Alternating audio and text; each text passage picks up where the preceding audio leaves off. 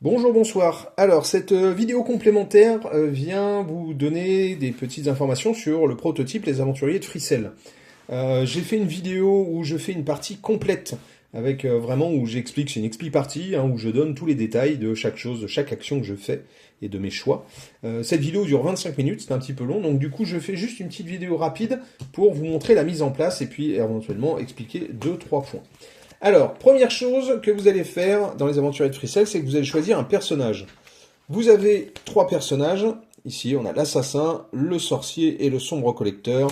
Donc, ce sont des niveaux de difficulté, on va dire, différents. La quête de l'assassin, par exemple, je la trouve beaucoup plus facile que la quête du sombre collecteur, qui doit récupérer un maximum d'or, enfin 12 or, et qui est un peu intermédiaire. Je trouve les deux un peu plus faciles que le sorcier, qui lui doit récupérer de la renommée. En tout cas, rassurez-vous, toutes les quêtes sont faisables, je les ai réalisées. Donc, c'est-à-dire que le sorcier, alors le sorcier, j'ai bataillé moi-même, hein, mais j'ai réussi 2 fois à gagner. Ce qui veut dire que la quête est faisable. Aucun problème. Donc, vous allez choisir un personnage. Donc là, par exemple, on va choisir, eh bien, imaginons le sorcier. Ensuite, après, vous allez installer votre carte action spéciale. Donc, c'est votre compteur de points de vie. Et ici, vous avez différentes actions très puissantes qui vont permettre d'outrepasser certaines limites et certaines contraintes du jeu. Comme par exemple, ignorer un conflit. Puisque je le rappelle, ce jeu, c'est un jeu de réussite. C'est un free-cell. Donc, vous allez devoir réaliser un périple. Et le périple, c'est quoi? C'est un groupe de cartes qui va de 7 jusqu'à 1. 7, 6, 5, 4, 3, 2, 1. Et de la même manière que dans une réussite, ou dans un free-cell, vous allez piocher des cartes, les placer ici dans un carré de 4 cartes, de 2 par 2, et ensuite vous allez tenter donc de les déplacer, par exemple de placer un 5 sur un 6, puis ensuite après ce groupe de cartes de 6, 5, vous allez le placer sur un 7, jusqu'à temps d'avoir 7, 6, 5, 4, 3, 2, 1. Donc vous placez votre carte action spéciale et vous mettez votre personnage par-dessus, comme ça va être votre compteur de points de vie. Lorsque vous défaussez une carte, lorsque vous êtes obligé de défausser une carte puisque vous ne pouvez pas jouer, vous allez défausser une carte de votre zone de jeu, et bien dans ce cas-là, vous perdez un point. Hein. Tout ça est expliqué dans la règle.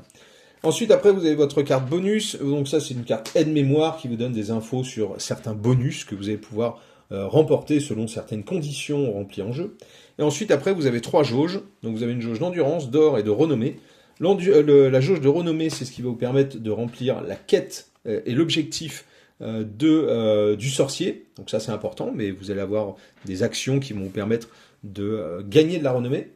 Vous avez une jauge d'endurance, et l'endurance, ça va vous permettre d'activer des effets, qui va vous demander de perdre de l'endurance. Vous avez d'autres choses qui vont vous permettre d'en gagner. C'est important, puisque du coup, ça vous permet de faire des actions spéciales.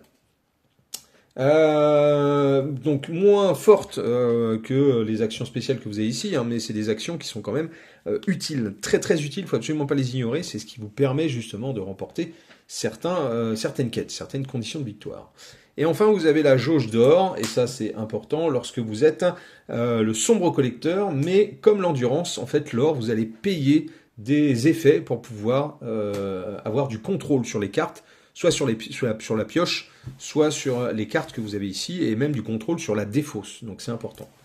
Et ensuite, après, vous mettez des petits marqueurs. Donc là, moi, j'ai 3 petits cubes, un petit cube jaune pour l'or, un petit cube bleu pour l'endurance, puis un petit cube violet pour la renommée. Voilà, on les place là. Pour l'instant, on n'a rien. Si vous voulez une mise en place facile, pour débutants au départ, hein, pour vraiment faciliter un petit peu la vie, vous pouvez commencer avec 3 d'endurance. Ça vous permettra d'activer des effets assez rapidement. Ou sinon, vous pouvez vraiment vous lancer dans le bain comme ça.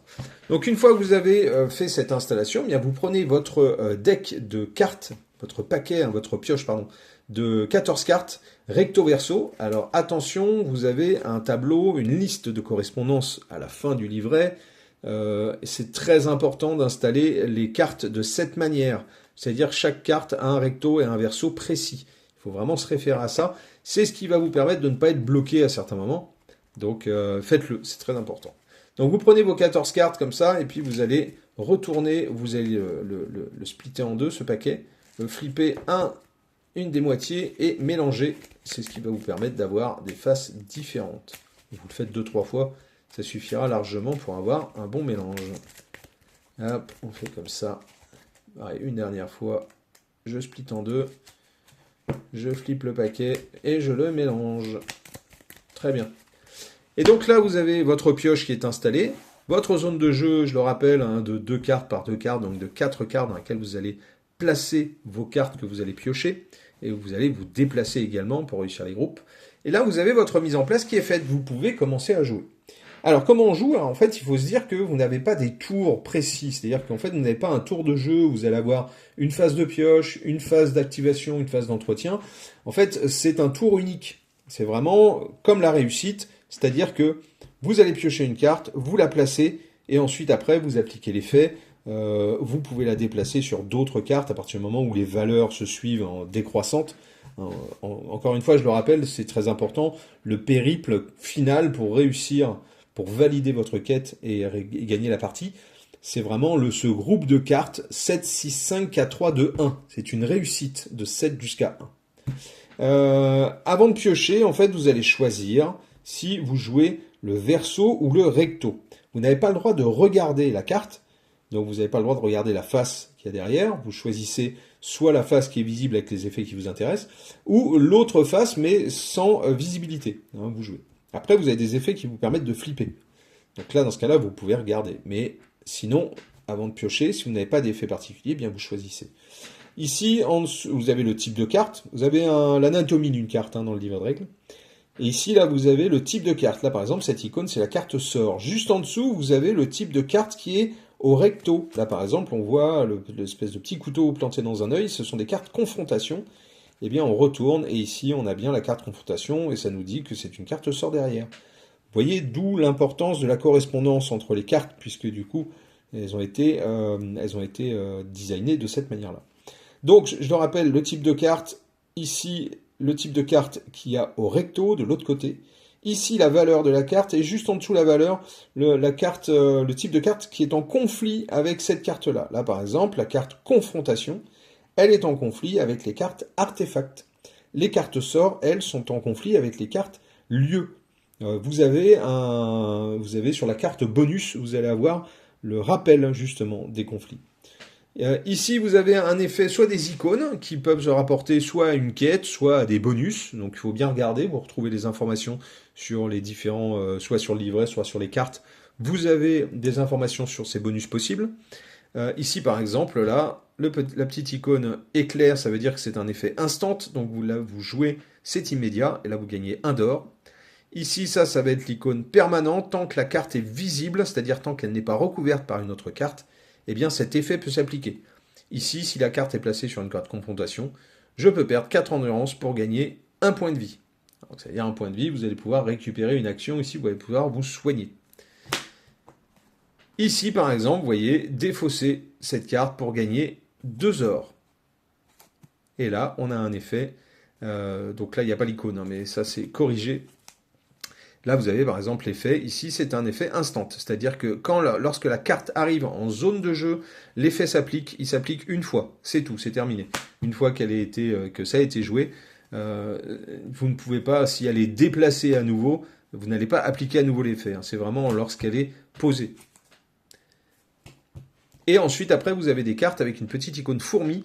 Pourquoi l'icône fourmi? On m'a demandé. L'icône fourmi, c'est tout simplement parce que ça correspond à une extension que je suis en train de développer. Donc, qui va se passer sur le thème des fourmis.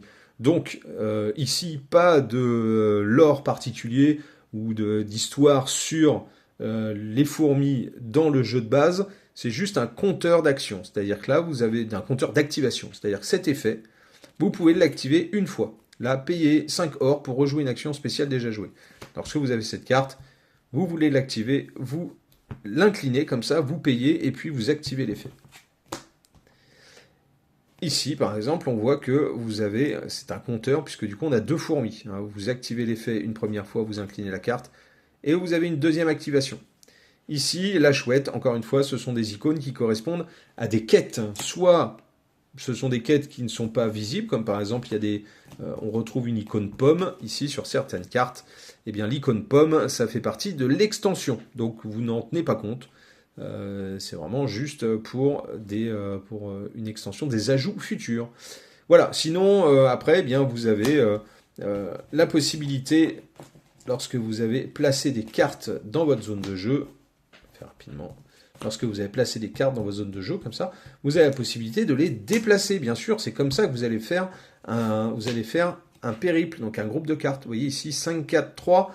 Et bien du coup, vous allez pouvoir continuer, vous allez piocher des cartes. Ah bah si je place un 2 ici, 5, 4, 3, 2. Et vous voyez, on se rapproche du 7, 6, 5, 4, 3, 2, 1, du périple final. Et ensuite, après, on regarde. Est-ce que vous avez gagné assez de renommée pour remplir la quête, l'objectif du sorcier, ou est-ce que vous avez accumulé assez d'or pour résoudre la quête du sombre collecteur? Donc il faut qu'il y ait vraiment le périple plus la pioche vide et que vous n'ayez pas perdu tous vos points de vie, puisque là du coup vous avez vos points de vie. Et une fois que vous avez dépensé le dernier point de vie ici, vous retournez la carte et après vous êtes à l'agonie. Et à l'agonie, en fait, vous allez avoir des événements négatifs qui vont venir vraiment empirer votre situation et vous rendre la vie encore plus difficile. Donc, et à la fin, si vous perdez le dernier ici, vous êtes mort et donc vous perdez la partie.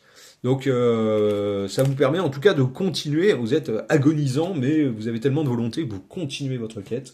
Donc ça c'est important.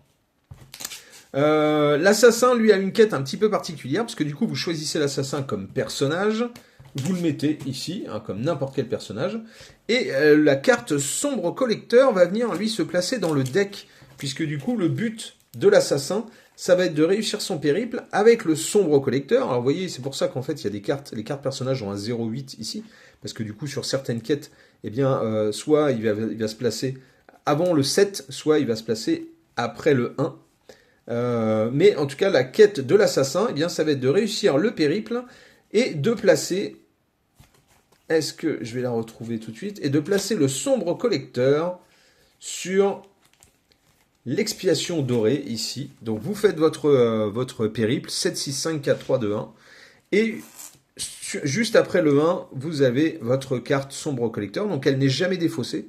Elle reste tout le temps, dans la zone de jeu.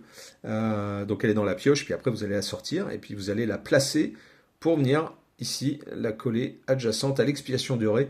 Et si vous réussissez votre périple complet et de placer le sombre collecteur au niveau de l'expiation dorée, eh bien l'assassin a réussi son contrat qui était de l'éliminer, puisque le sombre collecteur est un sombre personnage, et l'assassin a été missionné par des peuples à l'agonie, des peuples oppressés qui voulaient le supprimer. Voilà, c'est sa quête. Donc c'est une quête un petit peu particulière, une mise en place un peu particulière. Ça c'est le jeu de base. Donc des extensions sont en train d'être développées avec en rajoutant une dimension d'exploration avec des quêtes et avec des cartes additionnelles. Donc il va y avoir 8 cartes additionnelles sur une mini-extension que je vous partagerai dès qu'elle est terminée. Pour l'instant, elle est en cours de développement. Mais en tout cas, le jeu de base, lui, est complet. Et les quêtes, je confirme, puisque je sais qu'on peut me poser la question, que parfois ça peut être un petit peu difficile, surtout la quête du sorcier. Oui, elle est réalisable. J'ai gagné 2 fois avec le sorcier, mais par contre, ça a été vraiment la quête la plus difficile. Donc, écoutez, bon jeu, bon test des aventuriers de Fricelle. N'hésitez pas à me faire des retours. Regardez la vidéo de l'Expli Party aussi, où je fais une partie complète qui vous donnera encore plus de détails. Et puis n'hésitez pas à revenir vers moi si vous voulez des éclaircissements. Je suis entièrement disponible. Je vous remercie pour votre attention. Bon jeu, amusez-vous bien, bon test, et puis à très bientôt. Ciao.